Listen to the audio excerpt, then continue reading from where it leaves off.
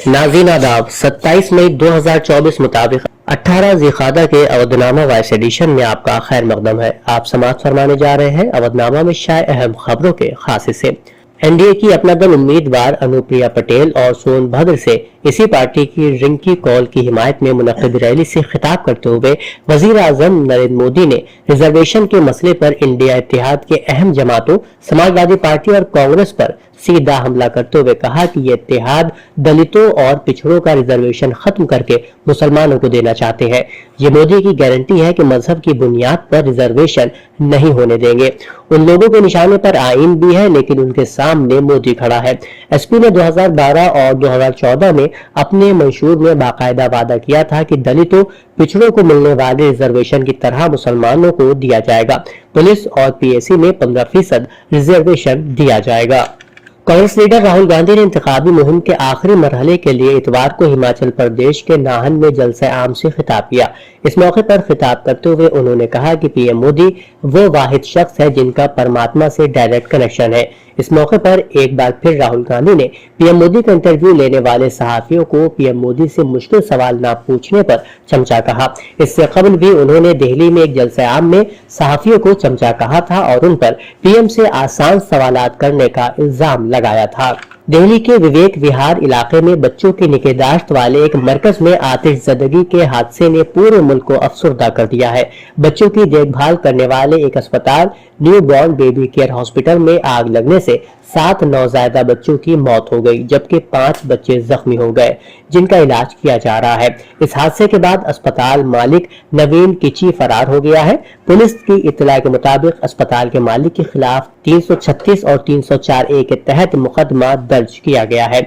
दिल्ली हुकूमत ने इस वाक़े की तफ्तीश और खातियों के खिलाफ सख्त कार्रवाई का ऐलान किया है। उत्तर प्रदेश में शाहजहांपुर जिला के खोटार इलाके में अकीदतमंदों से भरी बस पर पत्थरों से भरा डंपर उलट गया। इस हादसे में महलूकीन की तादाद बढ़कर 12 हो गई। इस वाक़े के बाद कोहराम मच गया। डंपर में बजरी होने की वजह से बजरी बस के अंदर भी भर गई। पुलिस ने किसी तरह गाँव वालों की मदद से बस के अंदर फंसे लोगों को बाहर निकाला। एक और खबर के मुताबिक खलीज बंगाल में समुद्री तूफान रिमल शदीद समुद्री तूफान में तब्दील हो गया है।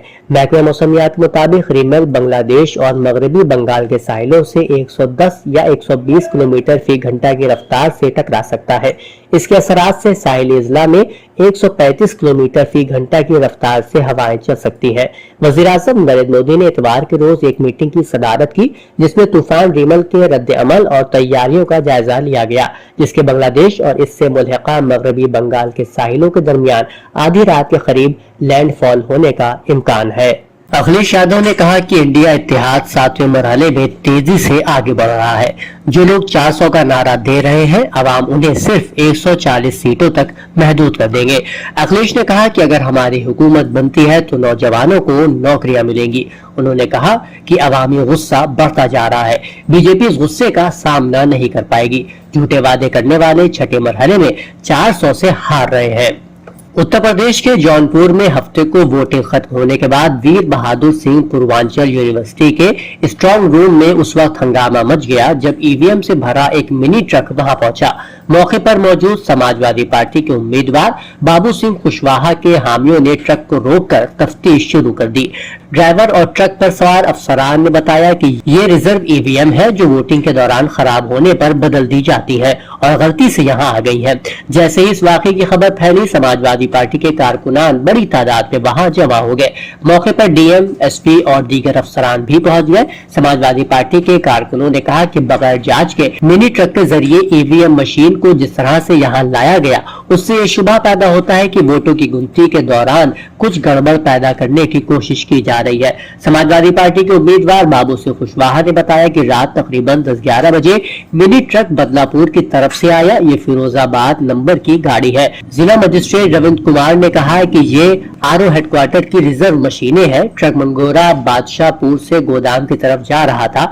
बाहर ट्रैफिक जाम था, इसलिए इंचार्ज नायब तहसीलदार ने यहाँ के नायब तहसीलदार से बात की और ट्रक को यही खड़ा कर दिया। बाहर ट्रैफिक जाम था, इसलिए इंचार्ज नायब तहसीलदार ने यहाँ के नायब तहसीलदार से बात की और ट्रक को यहीं पर खड़ा कर दिया। संभल में वाक़ कालकीधाम के पीठाधीश्वर आचार्य प्रमोद किशन ने एक बार फिर अपोजिशन पार्टियों पर सख्त तबसरा किया। आचार्य प्रमोद ने कहा कि लोकसभा इंतखाबात खत्म होने के बाद कांग्रेस और कांग्रेस की क़यादत वाली इंडिया इत्तेहाद जमातें एक दूसरे को शिकस्त का जिम्मेदार ठहराएंगी। आचार्य प्रमोद कृष्णम जो कभी कांग्रेस लीडर थे, उन्होंने इंतखाबी नताइज के बारे में कहा, अवाम अपोजिशन जमातों को मुस्तरद कर देंगे। अपोजिशन के पास ना तो मौसर क़यादत है और ना ही इत्तेहाद। जब कमरा बंद होता है तो वो एक दूसरे पर चीखते हैं। 4 जून के बाद समाजवादी पार्टी के लोग कहेंगे कि कांग्रेस ने हमें हराया, कांग्रेस वाले कहेंगे कि आम आदमी पार्टी ने हमें हरा दिया और आम आदमी पार्टी के लोग कहेंगे कि सबने मिलकर हमें हराया है। अवधनामा में शायद जहानुमा खबरों के मुताबिक इराकी सदर अब्दुल लतीफ रशीद ने आला सतह हुकूमती वफ्द के हमरा तेहरान में ईरान के अबूरी सदर मोहम्मद से मुलाकात की और शहीद सदर रईसी और उनके साथियों की शहादत पर ताज़ियत पेश की। इस मौके पर ईरान के अबूरी सदर ने इराकी वफ्द का शुक्रिया अदा करते हुए कहा कि ईरानी कौम ने मशरक़ी अज़रबैजान के हादसे में बुजुर्ग शख्सियात खो दिए हैं।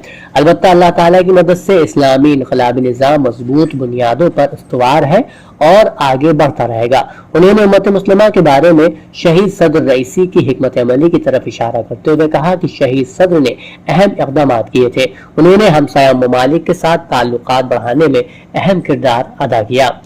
सूडान के वजीर खारजा हुसैन एवज ने दौरा तेहरान और शहीद सदर रईसी और डॉक्टर अमीर अब्दुल्लाहियान की ताज़ियती मजलिस में शिरकत के बाद ईरान के अबूरी वजीर खारजा डॉक्टर अली बाकरी से मुलाकात और गुफ्तगू की। इस मौके पर उन्होंने हेलीकॉप्टर सानिया में सदर वजीर खारजा और दीगर शख्सियतों की शहादत की ताज़ियत पेश की।